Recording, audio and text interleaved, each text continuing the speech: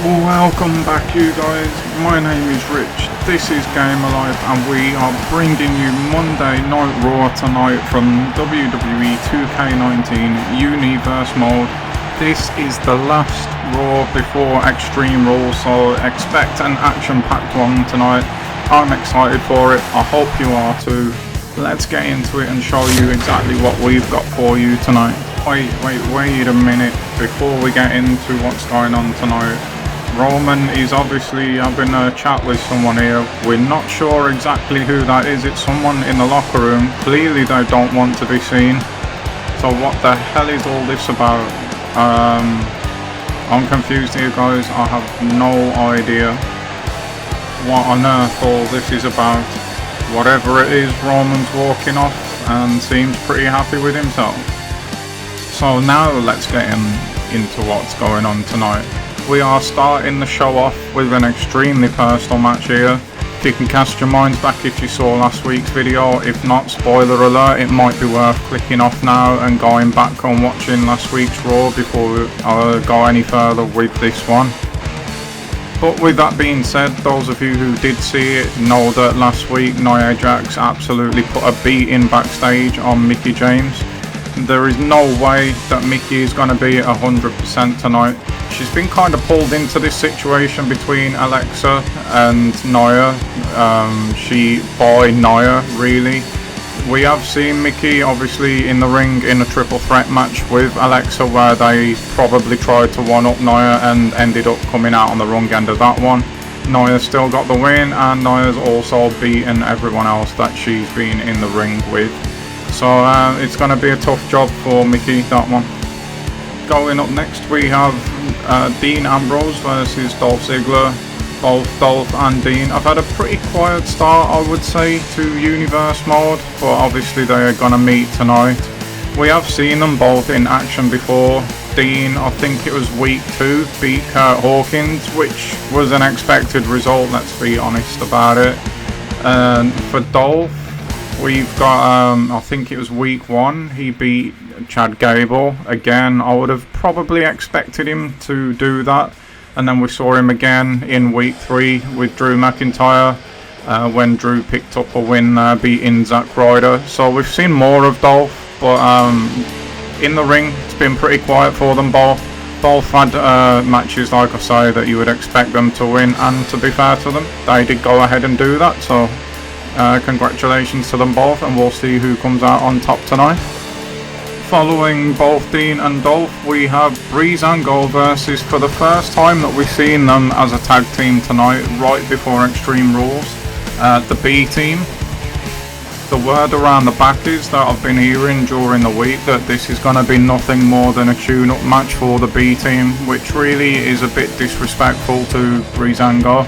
They are making their debuts tonight, and if they're not motivated by the reset, you should always be motivated going up against the champions. A win puts their name, moves them higher up the list, so I think it'll be a bit more than a tune-up match, if I'm being honest.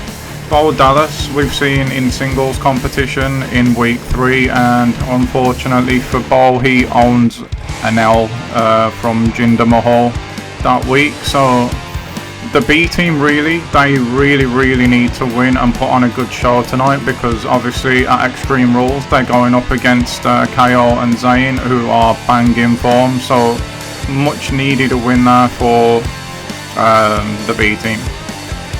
Following those, we are staying with the tag division, as we've got a debut tonight for the Revival.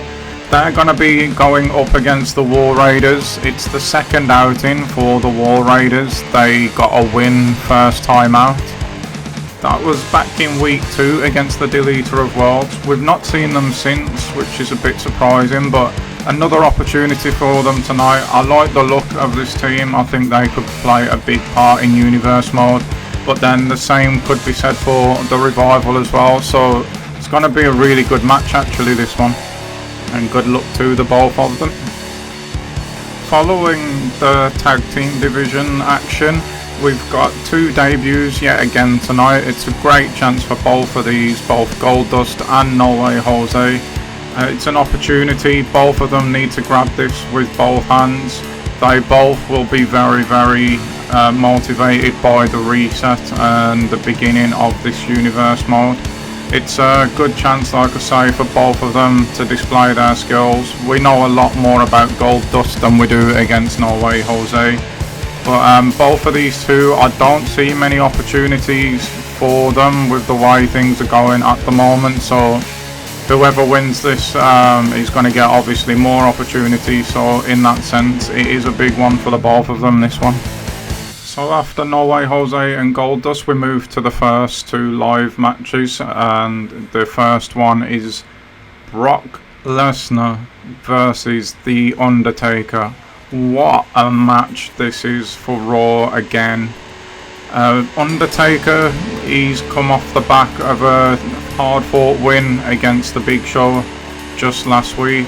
Brock we've seen a couple of times, and he's looked really good, so we'll get more into that one as we cover the match. And then for the main event tonight, we have got Seth Rollins versus Finn Balor. These two have been given a hell of a lot of trust, if you ask me, for this to be the main event over a Brock Lesnar vs Undertaker match. So the pressure's going to be on them both to deliver tonight. But again, we'll get more into this one as we actually cover the match. Before we do that though, let's get into the results of all the other matches tonight. And those results start with an expected win there for Nia Jax. She gets the decision over Mickie James tonight. Absolutely no surprise in this one. Nia obviously attacked Nikki backstage last week, which we've already talked about, so there was no way she was going to be 100% going into this one. Props to her really for even taking the match, but on Nia's point of view, however she's managed to do it, that moves her impressively to 4-0 now in that win-loss record. No one can touch Nia at the moment. She's absolutely tearing this division up. Yeah, I see really bright things for Nia, maybe in the very near future. We know she's got the match against Alexa, who would have been watching that tonight and has got to be worried about defending the title against Nia at Extreme Rules. Following that, Dolph Ziggler picks up yet another win tonight, this time against Dean Ambrose. We expected Dolph, like we mentioned earlier, to win the match that he had against Chad Gable, and he went out and did that. It was a step up in class tonight, I think, personally, against Dean Ambrose, and Dolph has showed out again. So impressive start to his Universe Mode life, Dolph Ziggler. It doesn't help that for his opponents, the fact that he's got Drew McIntyre outside, but take nothing away from him. That puts Dolph to 2-0 now. Two different classes of opponent, two different types of opponent as well, and he's found the solution twice, so congratulations to Dolph there. And moving on, we move into the tag division now, and was it a tune-up match all along for the B team, as they do manage to pick up the win against Breezango. And Bo Dallas now personally will move 1-for-1 since he gets the decision tonight, but obviously they do win as a team. People were saying it was just a tune-up match. I thought it may be a bit more difficult than that for them, but they have managed to go out there and get the win, so they head into Extreme Rules now against a very in form Kevin Owens and Sami Zayn, but at least they've got a little bit of momentum behind them now, so that win could carry them through that match. Who knows, we will see at Extreme Rules, but for tonight, well done boys. And well done to the War Raiders also, as we stay in the tag division. They managed to get a massive win tonight against the Revival. The Revival, as we was putting all this Universe Mode stuff together, were a team that were tipped to be probably the team in this whole Universe Mode. They've had one outing, and that was tonight, and they've come up short. So the War Raiders looking really good. I touched on it before the match tonight. I like the look of these two, and at the moment they're delivering. They move to 2-0 now. So again, I don't know how much longer they can stay out of the tag title picture.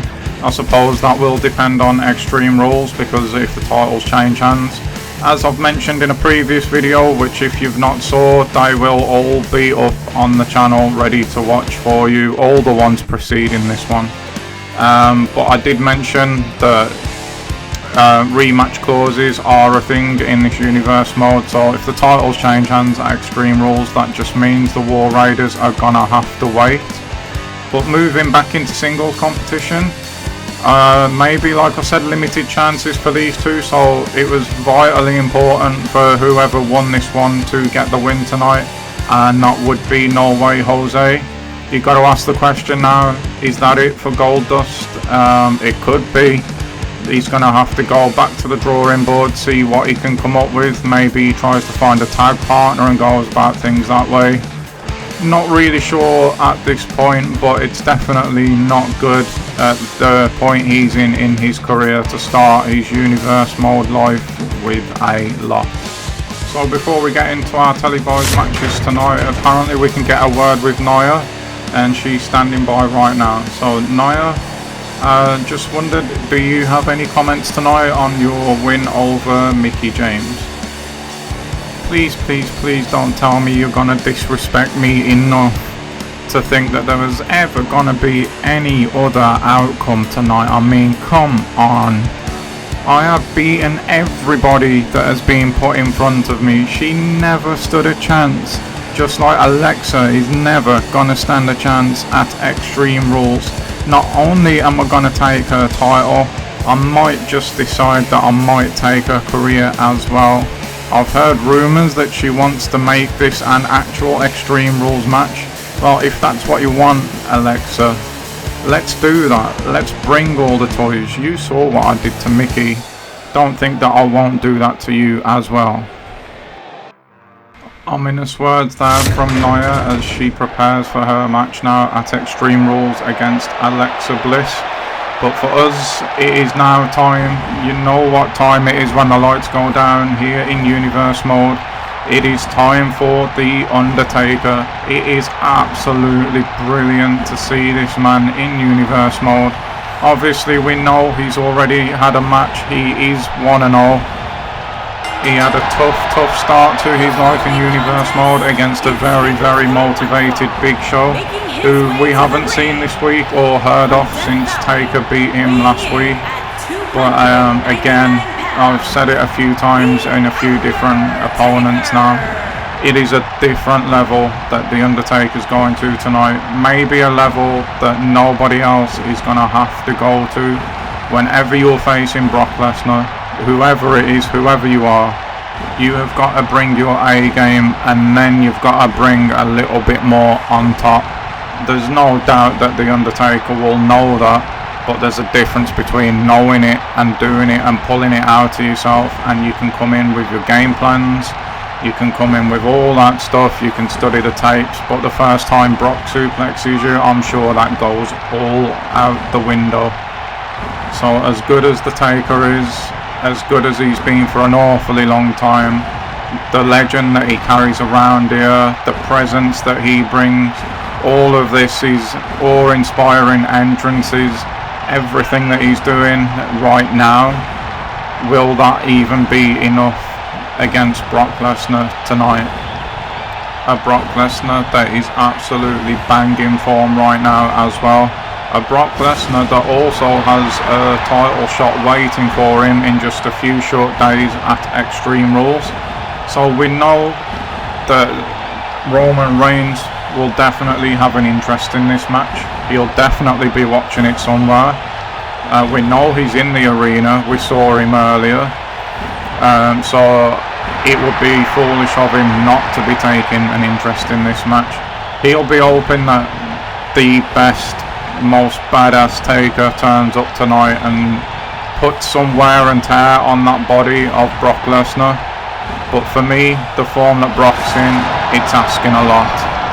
But then this is The Undertaker, so you can ask that of him. All of this that he's doing now though, for me personally, I don't think for 1 minute that it's going to be intimidating Brock.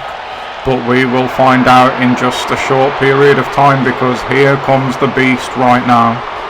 He's obviously going to have Paul Heyman in his corner as well, and just on cue, there he is. And does he look one bit intimidated to you by everything that he will have just witnessed? Because he doesn't one bit look intimidated to me. This is probably the best combat athlete this company has ever seen, so why really would he be intimidated? He's been in the ring a few times now. Nobody has touched him. I think this will be his third time. We saw him a couple of weeks ago. I think it was week 1 where he beat Baron Corbin, the same Baron Corbin that beat John Cena convincingly just last week. We saw him, I think it was 2 weeks ago, so that would be week 3.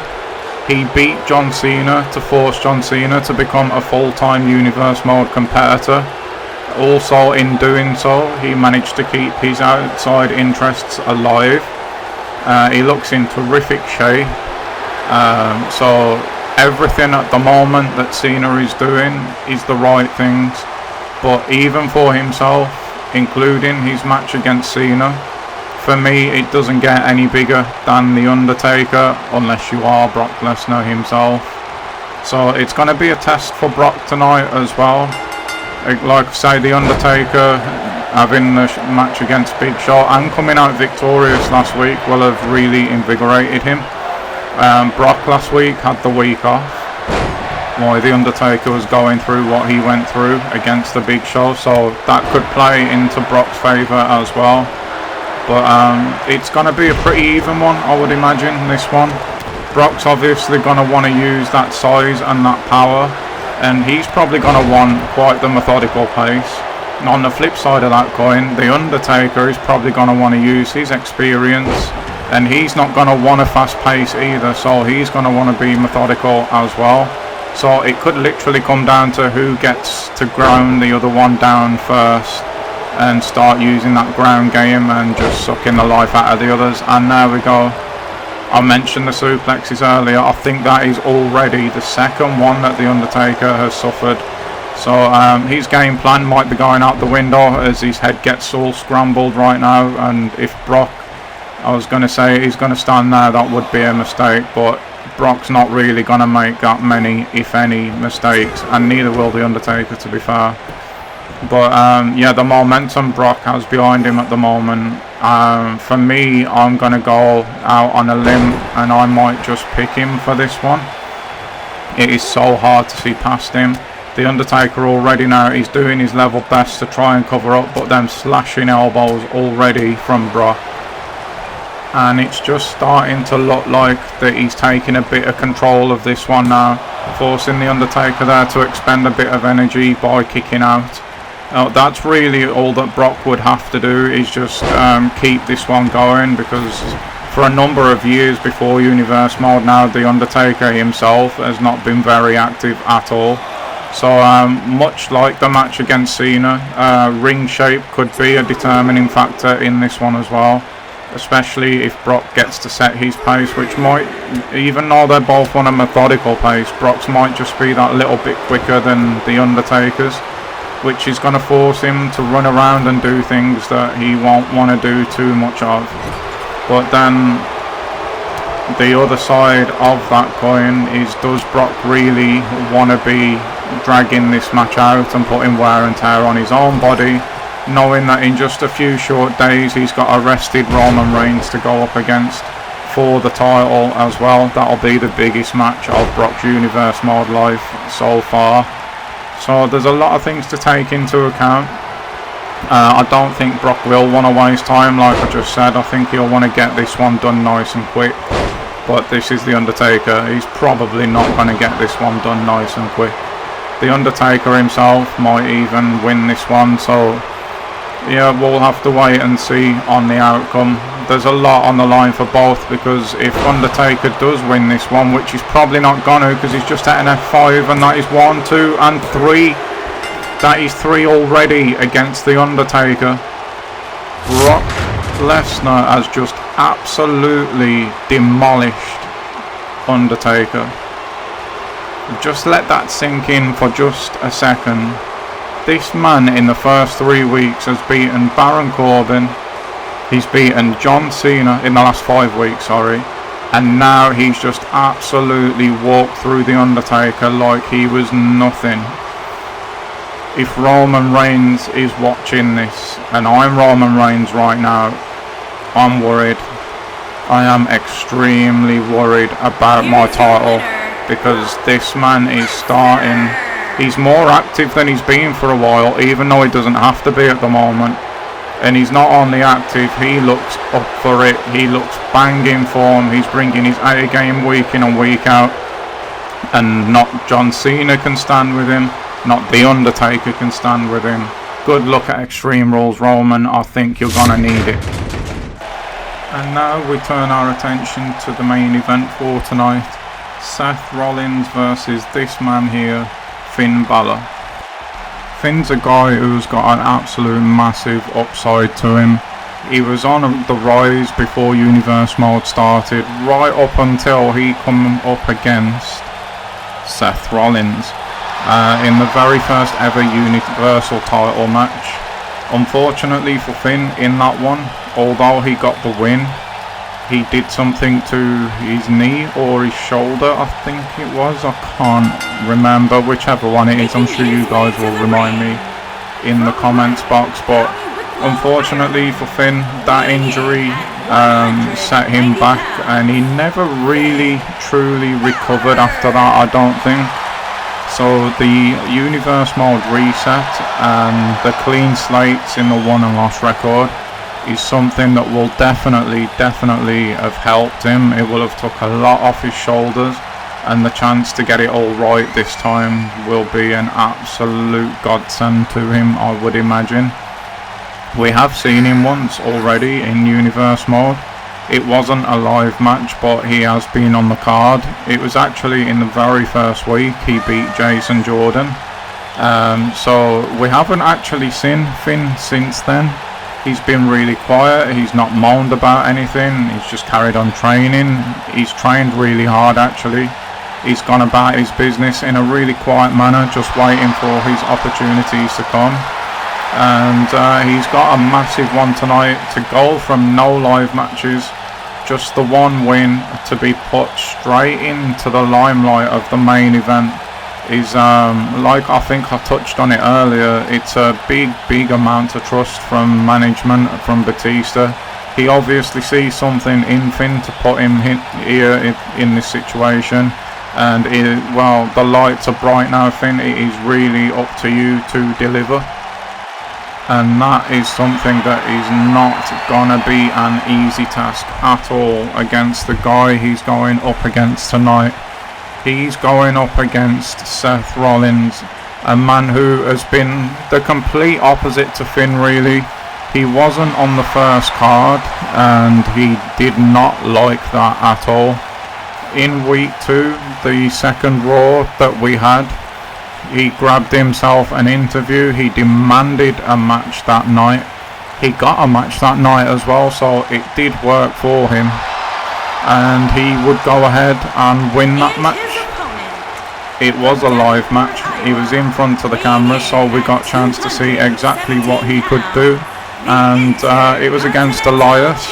And to be honest, for large parts of that match, I thought he was going to lose. Elias looked really good that night. Seth could hardly put a hand on him. But at the end of that match, Seth put a few big moves together, and for him it was enough to pick up the win, so you can't argue with that. He got the win, he got the job done. And then the week after that, which would be week 3, he had to face Elias again, and it is never easy to do that. Once you've beat someone one week, they will have gone away and learnt a lot about you from that match, and a lot about themselves as well. They can go back, see what they did wrong, and try and put that right. So Elias had that opportunity. But Bobby Roode was also in that match. It was a triple threat match.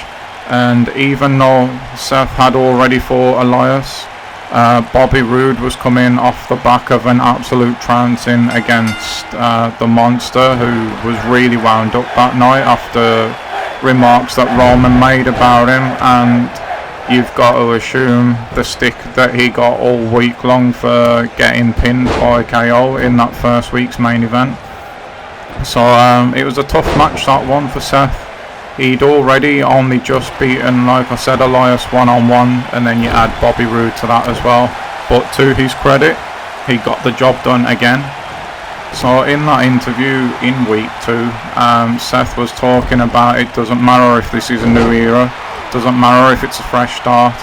These were his words. Any era that Seth Rollins is in is the Seth Rollins era, and so far, if you're gonna talk like that, you have to be able to back it up, and he's backed it up every single time. So he probably deserves to be in the main event tonight. I think Finn has waited a long time after that Universal title match to get a rematch with Seth, and he's got that opportunity right now, and he will definitely be looking to make the most of it. Oh, that's a nice move from Finn there already. Seth's in trouble here. He kicks out at 1 though. It will take a lot to put Seth down. It'll take a lot to put Finn down as well. These are probably two, like I said earlier, not the biggest in terms of size, but definitely two probably in, you've got to say, probably the best condition of most on the roster. Running powerbomb there from Finn as well. I'm surprised he didn't go for the pin on that one. Instead he's going to hook Seth's arm. So yeah, big opportunities for both of these tonight. Obviously for Finn, Seth owns the Intercontinental title at the moment, that he will be defending. That has been confirmed now, by the way, against Dolph Ziggler, who got a win tonight against Dean Ambrose. So that's who Seth will be facing at Extreme Rules for his Intercontinental title. And Finn here going for the elbow. I thought he might have gone for the coup de grace there. In any event, it didn't matter because he ended up missing that one. So yeah, Seth will be in action again in a few days, so he's going to want to go in with all the momentum in the world, and at the moment he does have that. Finn, he could be in trouble here actually. It's 1, 2, no it's not 2, he kicks out at 1, so still a lot left in the tank for Balor as well at the moment. But if Finn wins tonight, he's going to definitely be putting his name up in that bracket. It's a great chance for him to step up. Oh, that's slick there from Seth, and a kick to the jaw to finish that off as well. And then the presence of mind to pull Finn away from the ropes. This could be trouble. It's 1, 2, a kick out again by Balor there. But Seth's edging ever closer there. That was a big move in this match, that kick to the jaw. Oh, nice elbow there. I think Seth was going for a headbutt, which is very unlike him actually. Oh, that's a beautiful move there from Balor. Both knees in the gut. And you got to think, if Finn's thinking of the coup de grace, working Seth's core like that is definitely going to be something he's going to want to do. He's just quickening the pace here. A few clotheslines and a sling blade. We normally see that out of Seth, who does actually go ahead and sweep the legs. But Finn comes back again with a jawbreaker. Obviously, we mentioned these have been in the ring together before, so they will know each other quite well. That sit-out powerbomb again. Again, Finn's not gone for the pin. That could be a mistake there after a big move like that. He's going to head up to the top rope though. Is he going to look for the coup de grace this time, or is it the elbow? It's looking like coup de grace. He lands it as well. Just after he buried the knees in Seth's core. He's now put the feet there. That's a 2. It's a 3.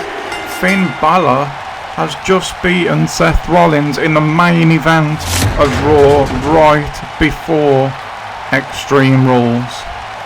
That, ladies and gentlemen, is a shock result. I had my money on Seth tonight.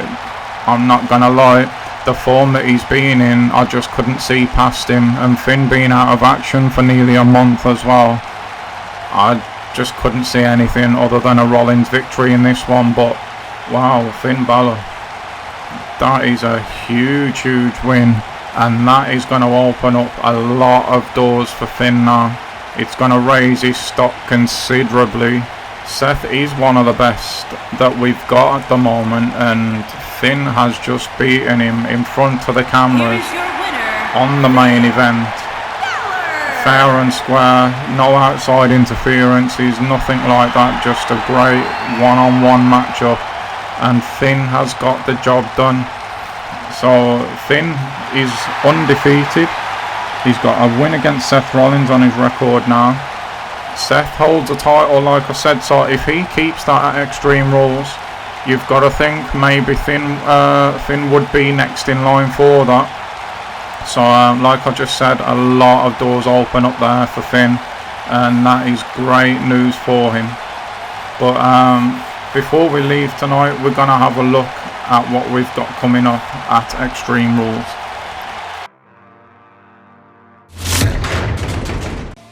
So first up, we've got Nia Jax going against Alexa Bliss. We know how personal this one's got, so this one's going to be a really good one. I can now confirm that it is going to be an actual Extreme Rules match as well. And then we've got Kevin Owens and Sami Zayn versus the B Team. That's going to be for the Raw Tag Team Championship. KO earning that one for his team by beating Matt Hardy a couple of weeks ago on Raw. Then we've got Seth Rollins versus Dolph Ziggler. Obviously Dolph's in form at the moment. We've just literally seen Seth lose, so he's going to want to bounce back to winning ways, especially with his title being on the line. So that one should be a really good competitive one. Ziggler's definitely going to want to use this opportunity to put himself forward in universe mode. After the reset, it might just be that it's all coming together for Dolph. We'll have to wait and see, but there's not long now. And there's also not long left for this one either. I cannot wait for this one. I think the only person who could probably wait for this one is Roman himself. Brock is in such good form. We've just seen him tonight take care of the Undertaker like it was nothing. Roman should be worried, but the demeanour that Roman's giving off at the minute, that arrogance, that real self-belief in himself, it makes me think that maybe Roman's not worried about this one at all. I can't really call this one. It's hard to see past Brock, but then I wouldn't write Roman off either. So yeah, it's going to be a really good one. But anyway, Extreme Rules is shaping up to be a real good pay-per-view. I can't wait for it. I hope you can't too. But as for Raw tonight and the episode tonight, that is it. We are actually done for tonight. I hope you have all enjoyed it. I have once again had an absolute blast. I can't tell you how much fun I'm having coming up with this stuff and delivering it to you guys. I hope it comes across how much I actually do enjoy doing this. It's been great hanging out with you all. Once again, stay safe. If you are enjoying it, hit that like and that subscribe button, especially so you don't miss Extreme Rules or any of the other content that we've got coming out shortly. And I will see you all in the next one. Bye guys.